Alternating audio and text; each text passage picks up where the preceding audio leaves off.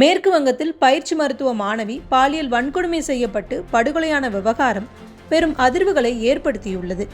இதில் ஆளும் அரசும் மருத்துவமனை நிர்வாகமும் முறையான நடவடிக்கை எடுக்கவில்லை என கூறி சிபிஐக்கு வழக்கை மாற்றியது உயர்நீதிமன்றம். இந்த நிலையில் சிபிஐ விசாரணை தொடங்குவதற்கு முன்பே மாணவி பணி செய்த துறையில் புதிய கட்டிடப் பணிகள் தொடங்குவதாக அதன் சில பகுதிகளை இடித்துள்ளது மருத்துவமனை நிர்வாகம். இது மேலும் சந்தேகத்தை கிளப்புகிறது.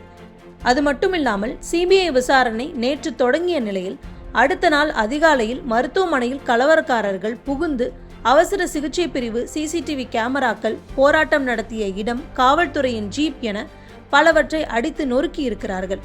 என்ன நடக்கிறது மேற்கு வங்கத்தில்? சாட்சிகள் அழிக்கப்படுகிறதா? விரிவாக பார்க்கலாம். மேற்கு வங்கத்தில் கடந்த ஆகஸ்ட் 9 ஆர்ஜிகர் மருத்துவமனையில் பயிற்சி மாணவி ஒருவர் பாலியல் துன்புறுத்தலுக்கு உள்ளாக்கப்பட்டு கொலை செய்யப்பட்டார். இந்த விசாரணையில் காவல்துறையோடு இணைந்து பணியாற்றும் தன்னார்வலர் சஞ்சய் ராயை கைது செய்தது கொல்கத்தா காவல்துறை. இதில் தொடக்கம் முதலே மருத்துவமனை நிர்வாகம் பெண்ணின் கொலையை தற்கொலையாக மாற்ற முயற்சித்ததாக இறந்த மாணவியின் தந்தை குற்றச்சாட்டை முன்வைத்தார். மேலும் மாணவி பணியாற்றிய துறையில் இருப்பவர்களுக்கு இதில் தொடர்பு இருக்க வாய்ப்பு இருப்பதாகவும் குற்றச்சாட்டை முன்வைத்தார். அவரின் கருத்துக்கு வலு சேர்க்கும் விதமாக அம்மாணவி பணி செய்த துறையின் கட்டிடங்கள் கடந்த 13 இடிக்கப்பட்டிருக்கிறது. இதுகுறித்து மேற்கு வங்கத்தின் பாஜக செய்தி தொடர்பாளர் அமித் மால்வியா, ஆர்ஜிகர் மருத்துவ கல்லூரி அதிகாரிகள் மார்பு மருத்துவ பிரிவில் உள்ள சுவர்களை உடைத்துள்ளனர். வழக்கு சிபிஐ விசாரணைக்கு மாற்றப்பட்டிருக்கும் வேளையில் ஆதாரங்கள் அளிக்கப்படுகின்றன.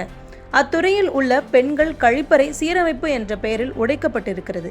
மம்தா பானர்ஜி அரசு எல்லா ஆதாரங்களை அழித்து கொடூரமான குற்றத்தில் ஈடுபட்டவர்களை பாதுகாக்கும் முயற்சிகளை மேற்கொள்கிறது என தனது சந்தேகத்தை 2 தினங்களுக்கு முன்பு எக்ஸ் தளத்தில் எழுப்பியிருந்தார். சிபிஐ நேற்று விசாரணையை தொடங்கியது. இந்த நிலையில் அடுத்த நாள் காலை ஒரு கும்பல் மாணவிக்கு ஆதரவாக போராட்டம் நடத்தப்பட்ட இடத்தை அடித்து நொறுக்கி இருக்கிறது. குறிப்பாக மருத்துவமனையில் இருந்த சிசிடிவி கேமராக்கள் அடித்து நொறுக்கப்பட்டதாகவும் சொல்லப்படுகிறது. ஆகவே இது மேற்கு வங்க அரசின் மீது பெரும் சந்தேகத்தை கிளப்புவதாக எதிர்க்கட்சிகள் குற்றச்சாட்டை முன்வைக்கின்றனர். இது தொடர்பாக காங்கிரஸ் பொதுச் செயலாளர் தீபா தாஸ்முன்ஷி, பிரேத பரிசோதனைக்கு பின் வெளியான தகவல் அடிப்படையில் ஒரு கும்பலால் இந்த வன்கொடுமை நிகழ்த்தப்பட்டிருக்கும் என வெளிப்படையாகவே தெரிகிறது. ஆனால் அனைத்து ஆதாரங்களையும் அழிக்கப்பட்ட பிறகு சிபிஐ என்ன விசாரணை மேற்கொள்ளும் என்னும் கேள்வியை எழுப்பியிருக்கிறார். இதுகுறித்து பாஜகவை சேர்ந்த சுவேந்து அதிகாரி கூறுகையில், மருத்துவமனையை அடித்து நொறுக்கியவர்கள் திரிணாமுல் கட்சியின் குண்டர்களாக இருக்க வேண்டும். போராட்டக்காரர்களாக தன் குண்டர்களை மருத்துவக் கல்லூரி மருத்துவமனைக்குள் நுழையவிட்டு நாச வேலைகளை மம்தா தந்திரமாக செய்திருக்கிறார் என்பதை மக்கள் புரிந்து கொள்வார்கள் என விமர்சனத்தை முன்வைத்தார். இப்படியாக இந்த விவகாரம் பூதாகரமாக வெடிக்கவே சுதந்திர தின உரையில் மேற்கு வங்கத்தை குறிப்பிடாமல் பிரதமர் மோடி பேசியிருக்கிறார். அவர், நாட்டில் பெண்களுக்கு எதிரான அரங்கேறும் குற்றங்கள் வேதனை தருகிறது. தாய்மார்களுக்கு எதிரான குற்றங்கள் குறித்து நாம் அனைவரும் ஒரு சமூகமாக சிந்திக்க வேண்டும். இந்த குற்றங்கள் யாவும் மக்களை கொதிப்படைய செய்துள்ளது. அதை என்னால் உணர முடிகிறது. பெண்களுக்கு எதிரான வன்கொடுமைக்கான தண்டனையை அனைவரும் அறியும் வகையில் செய்ய வேண்டியது இன்றைய அவசிய தேவை என பேசினார். அதேபோல் எதிர்க்கட்சி தலைவர் ராகுல் காந்தி, மேற்கு வங்கத்தில் பயிற்சி மாணவிக்கு நடந்த கொடூரமான சம்பவம் மருத்துவர்கள், சமூகம் மற்றும் பெண்கள் மத்தியில் பாதுகாப்பற்ற சூழலை உருவாக்கியுள்ளது. பாதிக்கப்பட்டவருக்கு நீதி வழங்குவதற்கு பதிலாக குற்றம் சாட்டப்பட்டவரை காப்பாற்றும் முயற்சி மருத்துவமனை மற்றும் உள்ளூர் நிர்வாகத்தின் மீது கேள்வியை எழுப்புகிறது. மருத்துவக் கல்லூரி போன்ற இடங்களில் மருத்துவர்களுக்கு பாதுகாப்பில்லை என்றால் பெற்றோர்கள் தங்கள் பெண் பிள்ளைகளை எப்படி வெளியில் படிக்க வைப்பார்கள்?